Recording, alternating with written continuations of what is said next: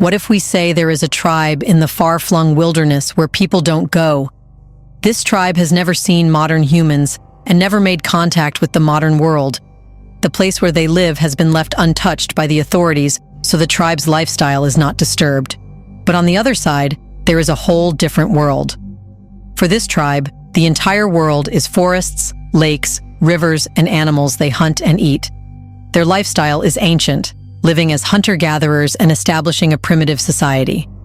Yet, that's not all about this tribe, which is called the most isolated one in the world. So, how is their life, and what do they think about the world? Welcome to a new episode of Uncovering Untold Stories, a channel where we talk about the secret and hidden historical stories, events and incidents of the past that find their roots in either religious or history books. It's a place where you will hear the most unorthodox and hard-to-believe stories that have been forgotten but are part of history, shaping our lives to this day. In this episode, we will tell you the unknown life of the most isolated tribe in the world. Let's get started. The Sentinelese are one of the most isolated and mysterious tribes in the world. They live on North Sentinel Island, part of the Andaman and Nicobar Islands in the Bay of Bengal, which is governed by India. Their complete isolation from the outside world and firm resistance to any form of contact have intrigued researchers, historians, and adventurers for many years. North Sentinel Island, the home of the Sentinelese, is one of the most remote and secluded places on the planet.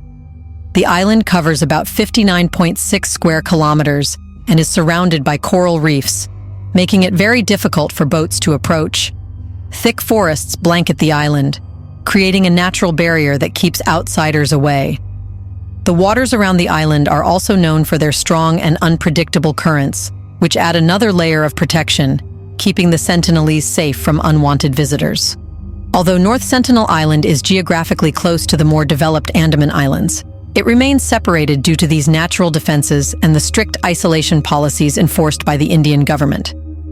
These policies are put in place to protect the Sentinelese from external threats such as diseases, and to ensure they can continue their way of life without interference. The Sentinelese are thought to have lived on North Sentinel Island for over 60,000 years, making them one of the oldest continuous human populations in existence.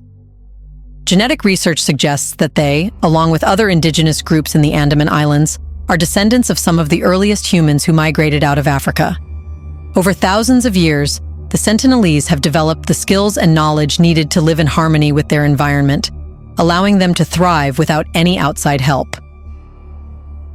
The first recorded sighting of North Sentinel Island and its people dates back to 1771, when a ship from the East India Company called the Diligent saw lights on the island's shores. The crew did not investigate further, and the island remained untouched by outsiders for almost a century.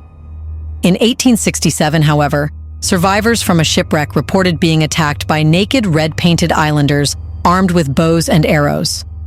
This was one of the earliest documented instances of the tribe's hostile response to outsiders, setting a pattern for how they would deal with future encounters. But how is the lifestyle of the Sentinelese? The Sentinelese are primarily hunter-gatherers, relying on the rich natural resources of their island and the surrounding waters for their survival. They are believed to hunt and gather food using bows, arrows, spears, and simple fishing equipment. The island provides a variety of resources, including fish, turtles, wild pigs, fruits, and honey. Their diet is thought to consist mostly of raw meat and fish, as they have not developed the ability to create fire on their own. Instead, they rely on natural occurrences, such as lightning strikes, to start a fire and then work to keep it burning as long as possible. As for the housing and settlements, the Sentinelese live in simple, temporary shelters made from natural materials like leaves, branches, and wood. There are two main types of shelters: larger communal huts that house multiple families, and smaller temporary beach structures that are used by single families. These shelters are built to be practical and functional, protecting from the weather while being easy to dismantle and move when necessary. Before we continue further, tell us, are you enjoying the video? If yes, please like and share the video and subscribe to our channel to watch more videos about Little Herd and untold real historical stories. Let's continue now. The social structure of the Sentinelese remains largely a mystery due to their isolation and lack of direct contact with Outsiders. However, like many hunter-gatherer communities, they are believed to have a close-knit social organization with roles defined by age and gender. Men are likely responsible for hunting and protecting the group, while women gather food, care for children, and manage household tasks. Elders are respected for their knowledge and experience, which are crucial for surviving in their environment. As for the political system, there is no evidence of a defined leadership structure among the Sentinelese. Decisions are likely made collectively, with the community discussing and reaching agreements on important matters. This lack of hierarchy is typical in small, isolated communities, where cooperation is essential for survival. Because each member of the tribe is equal in status, everything is done collectively. The Sentinelese use basic tools and weapons made from materials that are readily available on the island, such as wood and stone. They have also been observed using metal objects that have washed ashore, incorporating these into their tools and weapons, like metal-tipped arrows and spears. While they have adapted to using some outside materials, their technological development remains simple, and they do not possess advanced tools or techniques. Interestingly, the Sentinelese have not developed agriculture or pottery, indicating that their lifestyle has remained largely unchanged for thousands of years.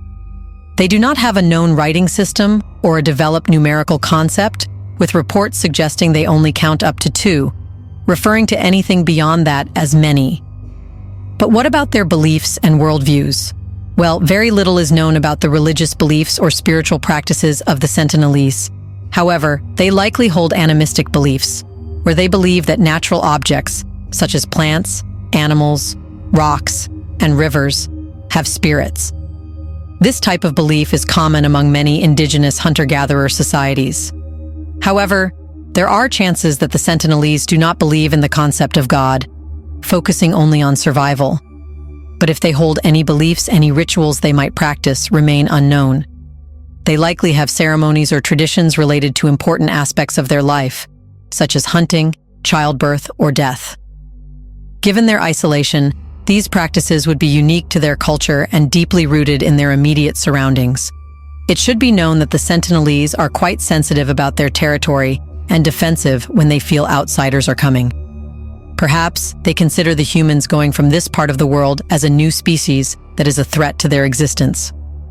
Therefore, the Sentinelese are famously hostile to outsiders, a stance likely developed from past encounters that often ended in violence or abduction. One of the most notable examples occurred in 1880 when British explorers, led by Maurice Vidal Portman, landed on North Sentinel Island. Portman and his team kidnapped 6 Sentinelese, including 2 elderly individuals and 4 children, and took them to Port Blair. The 2 elders soon died, likely due to exposure to diseases to which they had no immunity. The children were eventually returned to the island with gifts, but the incident reinforced the tribe's distrust of outsiders. More recently, in 2006, 2 fishermen were killed by the Sentinelese after their boat accidentally drifted too close to the island. This incident highlighted the tribe's fierce protection of their territory. After the 2004 Indian Ocean earthquake and tsunami, when a helicopter flew over the island to check for survivors, the Sentinelese greeted it with a hail of arrows, showing their continued desire for isolation.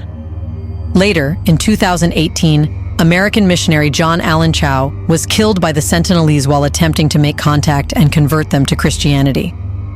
This tragic event once again highlighted the tribe's determination to remain isolated and the dangers posed by outsiders. The Sentinelese worldview is likely shaped by their deep connection to their island and a strong sense of self-reliance. Given their lack of contact with the outside world, they probably have no concept of nations, borders, or global politics. Their universe is confined to the island and its surrounding waters, which provide all they need for survival. Their hostile response to outsiders suggests that they view any intrusion as a direct threat, not just to their physical safety, but also to their cultural integrity and way of life. To them, outsiders represent danger and disease, a perception shaped by their historical experiences with those who have tried to contact them. The Indian government, recognizing the Sentinelese's vulnerability to disease and the importance of preserving their way of life, has adopted a strict hands-off approach. In 1997, India officially banned all visits to North Sentinel Island.